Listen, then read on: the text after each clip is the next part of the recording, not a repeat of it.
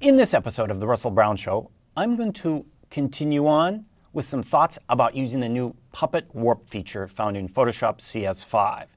Now, we can all do the stupid demo where you move the puppet around, but how does this apply to real-world projects? So I'm going to take on two projects here. One where I'm going to do a little bit of adjustment to this photograph, and another one where I'm going to use the Puppet Warp to realign a panorama. Let's start with this image right here. Okay, one of the things you need to know about Puppet Warp is its amazing capability of moving a single layered document. Now check this out. What does he mean by that? I'm turning off the transparency, and then I'm going to zoom in on this. Now I want you to see with this image which was supplied by Fotolia Images online, I want you to see the fact that yes indeed this is one layer, right? And these are just floating popcorn items on the same layer and the transparency between them. Now typically if you're using your selection tools, you'd have to use a selection tool on that layer, and then you could move it around as a separate item and work on it. Check this out with the Puppet Warp tool. Targeting the popcorn here, edit, and down to Puppet Warp. Check out what happens here. It's isolating each of the floating elements within this design. So if I put a pin in each one of these kernels of popcorn popping up here, I can then go into each one of them and move it separately. Wow! Not only that, I can move it separately and move it, of course, in front and behind. You can move any of your items, of course, and then change the pin depth to move that around. And keep in mind, if you do that, you need to set a pin in the popcorn box to define that shape's position within the stacking order. Just something to keep in mind when finessing things like this. That's the one thing I wanted to show you, the ability to move things separately like that. The other thing I wanted to show you here in this advanced session are modes. Check this out, the distort mode right here. Normally, if you move something around, you can move it and stretch it and use the warping capabilities. But distort, what does distort do? If I place 2 points on this single piece of popcorn, as you see here, and then pull one from the other, I can scale it. And it's changing its size and distorting this piece of popcorn in a new way. Put a third point down and even get stranger distortions. Check this out. I can make the popcorn change into new popcorn shapes by adjusting this around like this. You know, let's go ahead and hide the mesh because we can't see this very clearly. Another great feature right here. Turn the mesh off, and then I can start to design my own popcorn kernels just like this. Now what if I want to move it? Hold down the Shift key and you can select all 3 points, and then you can move the 3 points around with distortion.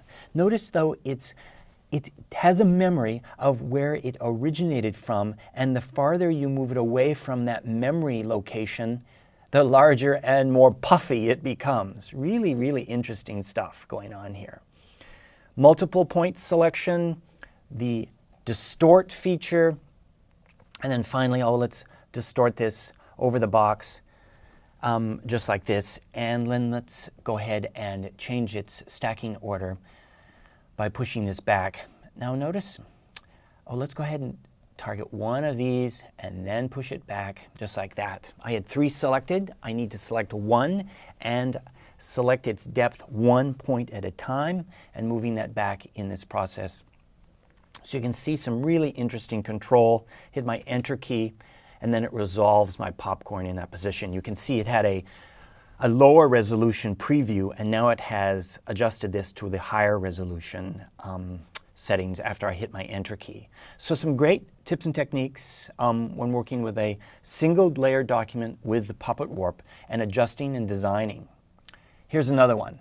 Might be a tad bit more practical. So here we have a project where I've stitched together a panorama of images.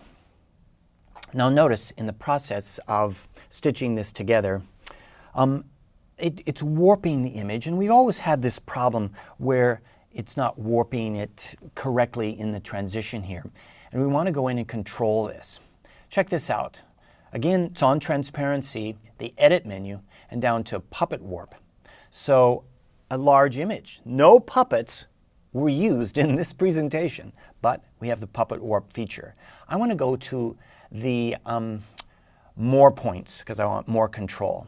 What I wanted to demonstrate is that I can place a control point on the top of each one of these areas where the distortion is off. I'm clicking right here at the top of the arch. And this is what I want to point out. With that selected, I can use the arrow keys. Now this is unlike any other warping inside of Photoshop. You've got lots of warping capabilities, but I target the point, arrow key it down until it lines up with the guide which I've drawn in, and I can bring in as many guides as I want. Of course, here clicking up here and dragging guides into my image. I just wanted to show you, let's see if my alignment, let's turn off the mesh, that's confusing. Let's put another point here, use the arrow key, check that out. Really nice way to move that distortion. And look, I can move the point to the right and start to align up the verticals and horizontals in this process. And I just love the precision of this and going through and adjusting the horizon line with this process for a panorama. Hit my Enter key. It then processes that. We can see the before and after with a distortion. Really, really fantastic. Now, this is really a practical use of the Puppet Warp tool. So once again, readjusting and distorting your images with precision with the arrow keys, and some design work combining a single layer document but making it behave as if it was on multiple layers. There you have it, a couple tips and techniques in advanced Puppet Warp features found here in Photoshop CS5.